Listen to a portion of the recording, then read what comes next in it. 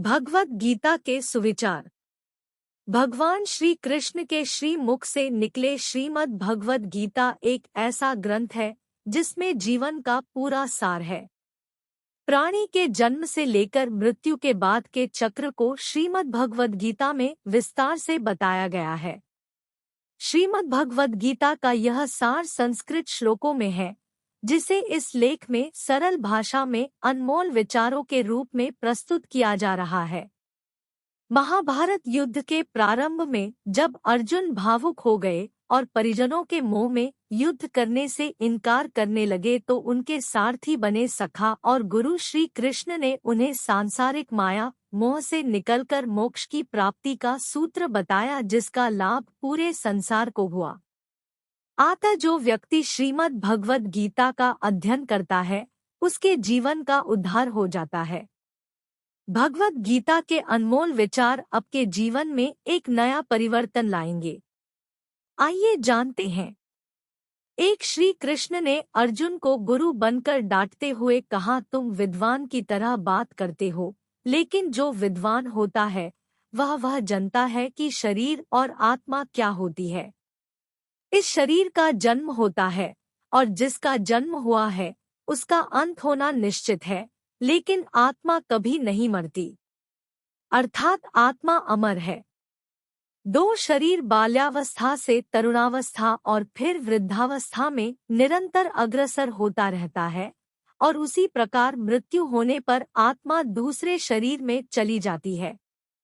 तीन, जो व्यक्ति सुख तथा दुख में विचलित नहीं होता अर्थात सुख दुख में संभाव रखता है, वह निश्चित रूप से मुक्ति के योग्य होता है। किसी और के जीवन की नकल को पूर्णता के साथ जीने की तुलना में अपने भाग्य को अपूर्ण रूप से जीना बेहतर है।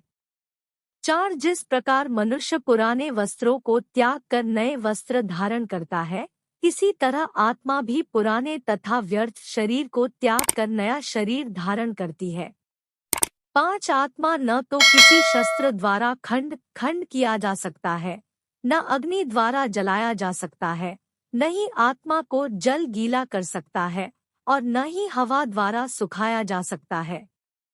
आत्मा सदैव शाश्वत, सर्वव्यापी, अविकारी, स्थिर तथा सदैव एक सा रहने वाली है। 6, आपको काम करने का अधिकार है, लेकिन काम के फल पर कभी नहीं। कर्म करो, फल की चिंता मत करो। तुम न तो कभी अपने आप को अपने कर्मों के फलों का कारण मानो और न ही कभी कर्म न करने में आसक्त हो जाओ, अर्थात हार जीत की परवाह किए बिना बस अपने कर्म को महत्व दो। 7, क्रोध से पूर्ण मोह उत्पन्न होता है और मोह से स्मरण शक्ति का विभ्रग हो जाता है। जब स्मरण शक्ति भ्रमित हो जाती है तो बुद्धि नष्ट हो जाती है और बुद्धि नष्ट होने पर मनुष्य भव कूप में पुनः गिर जाता है। 8, अपने सभी कार्यों को भगवान पर केंद्रित मन के साथ करें, आसक्ति का त्याग करें और सफलता और असफलता को एक समान नजर से देखें। अध्यात्म का अर्थ है संभाव। 9, तुम गुरु के पास जाकर सत्य को जानने का प्रयास करो, उनसे जिज्ञासा पूर्ण होकर विनती करो और उनकी सेवा करो। गुरु तुम्हें ज्ञान प्रदान कर सकते हैं क्योंकि उन्होंने सत्य का दर्शन किया है।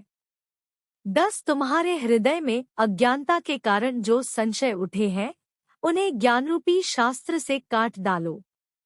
11, जो भक्ति भाव से कर्म करता है, जो विशुद्ध आत्मा है और अपने मन तथा इंद्रियों को वश में रखता है, वह सबों को प्रिय होता है और सभी लोग उसे प्रिय होते हैं।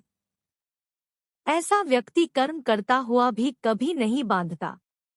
12, जिसने मन को जीत लिया है उसके लिए मन सर्वश्रेष्ठ मित्र है, किंतु जो ऐसा नहीं कर पाया उसके लिए मन सबसे बड़ा शत्रु बना रहेगा। 13, जो ज्यादा खाता है या बहुत कम खाता है, जो ज्यादा सोता है अथवा जो पर्याप्त नींद नहीं लेता, उसके योगी बनने की कोई संभावना नहीं है। 14, एक उपहार तब शुद्ध होता है जब वह दिल से सही व्यक्ति को सही समय पर और सही जगह पर दिया जाता है और जब हम बदले में कुछ भी उम्मीद नहीं करते हैं। 15 कोई भी जो अच्छा काम करता है उसका कभी भी बुरा अंत नहीं होगा, चाहे यहाँ या आने वाले दुनिया में। 16 वह सुख जो लंबे अभ्यास से आता है, जो दुख के अंत की ओर ले जाता है, जो पहले जहर के समान है लेकिन अंत में अमृत के समान है। इस तरह का सुख अपने मन की शांति से उत्पन्न होता है। 17 हमेशा दूसरों के कल्याण को ध्यान में रखकर अपना काम करें। 18 भगवान की शांति उनके साथ है जिनके मन और आत्मा में सामंजस्य है, जो इच्छा और क्रोध से मुक्त है, जो अपनी आत्मा को जानते हैं। 19 नरक के 3 मार्ग है, काम, क्रोध और लोभ। 20 वह बुद्धि से जीते हैं जो अपने आप को सब में और सब में अपने को देखते हैं। 21 इंद्रियां शरीर से ऊंची है, मन इंद्रियों से ऊंचा है, मन के ऊपर बुद्धि है और बुद्धि के ऊपर आत्मा है। इस प्रकार जो सर्वोच्च है उसे जानकर आत्मा को अहंकार पर शासन करने दे। स्वार्थी इच्छा वाले भयंकर शत्रु का वध करने के लिए अपनी शक्तिशाली भुजाओं का प्रयोग करें। 22 इस ब्रह्मांड में परिवर्तन निश्चित है, नियमित है। आप एक पल में करोड़पति या कंगाल हो सकते हैं। 23 भय और चिंता 2 शत्रु हैं जो हमारे कल्याण में बाधक है। हमें उन्हें अपने दिमाग से पूरी तरह से मिटाने का प्रयास करना चाहिए। 24 तुम खाली हाथ आए हो और खाली हाथ चले जाओगे। 25 मनुष्य अपने विश्वास से बनता है, जैसा वह मानता है वैसा ही वह है। 26 जो व्यक्ति संदेह करता है उसे कुछ हासिल नहीं होता। शंका करने वाला प्राणी कभी खुश नहीं रहता। 27 जब मन व्याकुल हो तब कोई भी निर्णय न ले। भरे हुए मन से लिया गया निर्णय कभी सही नहीं होता। 28 यदि आपका आपके मन पर नियंत्रण नहीं है तो आपका मन आपके दुश्मन के समान है। 29 मन बहुत चंचल होता है, इसे वश में रखना मुश्किल है पर असंभव नहीं। अभ्यास से इसे वश में किया जा सकता है। 30 जिसका जन्म हुआ है उसकी मृत्यु निश्चित है, इसलिए जो हुआ है उसका शोक व्यर्थ है। 31 आप भविष्य को नहीं जानते, इसलिए आपने वाले कल की चिंता में आज दुखी मत होना।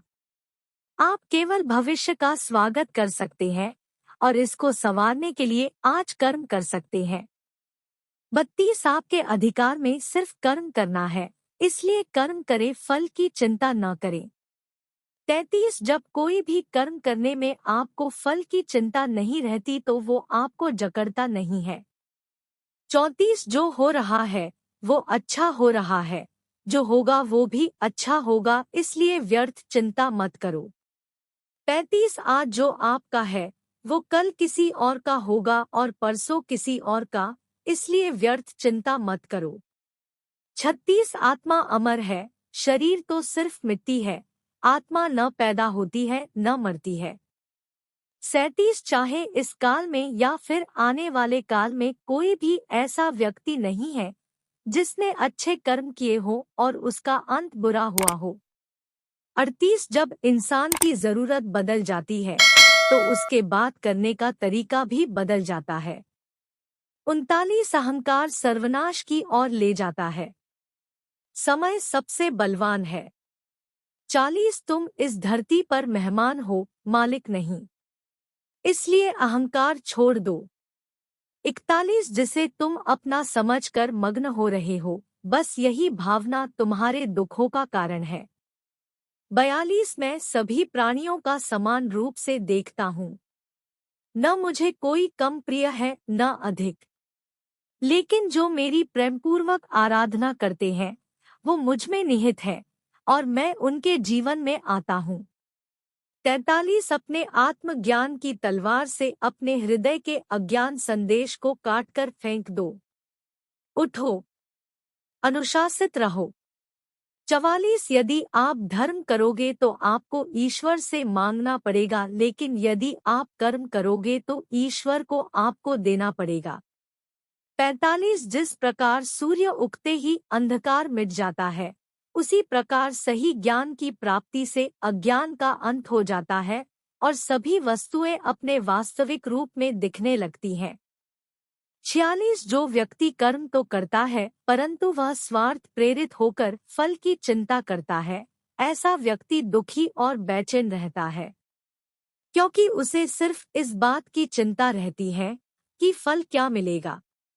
47 उससे मत डरो जो वास्तविक नहीं है, न कभी था और न कभी होगा। जो वास्तविक है वो हमेशा रहेगा, उसे नष्ट नहीं किया जा सकता। 48 लोग आपके अपमान के बारे में हमेशा बात करेंगे। सम्मानित व्यक्ति के लिए अपमान मृत्यु से भी बढ़कर है।